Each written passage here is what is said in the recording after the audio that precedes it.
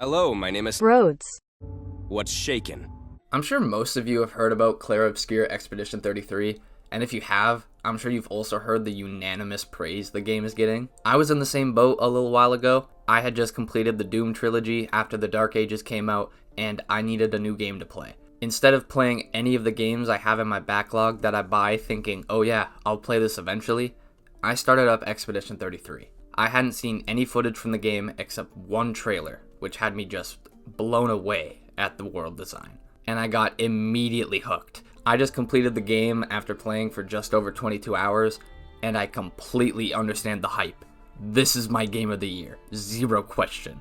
Everything about this game is just amazing. But before I start meat writing this game for the whole video, I did have one concern going into the game, and I'm sure a lot of you shared the same concern. I'm not that into turn-based games in general, and as interested as I was in the world design and what the story had to offer, if the combat wasn't good, I wasn't sure if I'd enjoyed the game that much. For those of you who don't know, turn-based combat is just as it sounds. You take a turn, then your enemy takes a turn, and I think that can get pretty boring. But pretty much right away, my concerns were put to rest, as this game has the best turn-based combat system I have seen in a game yet.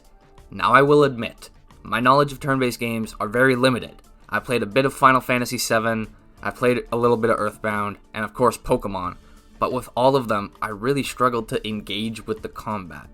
So what the developers of the game, Sandfall Interactive, have done is basically taking the parry and dodging from Sekiro and layered it on top of a turn-based combat system, while also giving you a gun. And it keeps me engaged throughout every fight.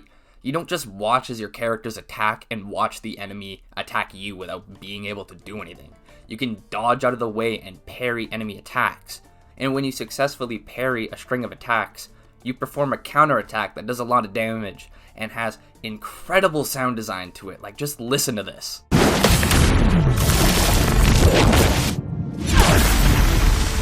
After you play for a while, you're introduced to new ways to parry and attack enemies. Some attacks you have to jump over, some attacks are too powerful for your regular parry, so you gotta do this other one called the gradient counter.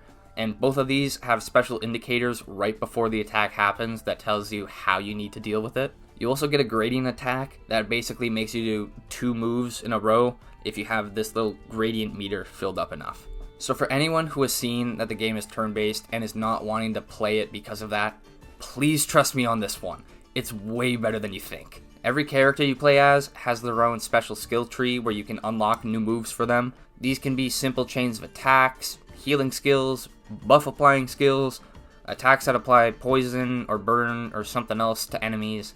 Probably something else I'm forgetting. You also have a perk system called Pictos, which for anyone who has played any Call of Duty knows, gives you certain buffs to certain attributes, or gives you additional thingies. And you could find weapons in the world that have certain buffs to them for specific characters. So mixing the skill tree, different weapons, and the Pictos system gives you a huge variety of build potential that I really liked messing around with. Now I know what some of you might say. Okay, the combat system is really good, but I'm more of a story person. If the story sucks, I'm out. I'm saying this with 100% honesty. This is one of the best stories I have seen in a video game ever. I won't spoil too much besides the synopsis, but the game follows Expedition 33, go figure, who have set out on a journey to stop the Paintress from gommaging everyone. The gommage happens once a year, where the Paintress changes this number on her monolith and kills anyone of that age and up. And every time she does this, the number goes down again. I think that's a really cool idea. I haven't seen something like that before, and I was completely invested in the story. The story is emotional, it's impactful, it's funny, it's scary at times, it's really fucking good, and that's all I can say without spoiling anything. The world design is beautiful, the game is just gorgeous. There were plenty of times where I just stood around looking at the scenery, taking screenshots because of how breathtaking everything was. Every level is so unique. I loved exploring all of them, trying to find little item pickups or pieces of lore scattered around. The characters in this game are all amazing. Each of them feel like people, like real life people. They all had so much depth to them and so unique from one another. And the performances for these characters are also just amazing, and so is the cast. Like, Charlie Cox, who you might know as Daredevil, is in this game. Ben Starr, who I know as Jimbo the Clown from Balatro. Jennifer English, who played Shadowheart in Baldur's Gate 3, which I have yet to play, but I've heard great things.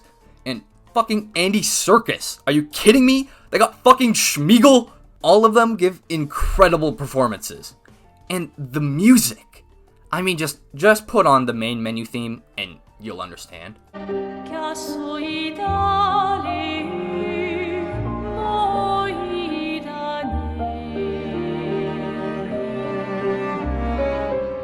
Okay, I won't be much longer, as it's really hard to talk about the story without just spoiling everything, but allow me to reiterate myself.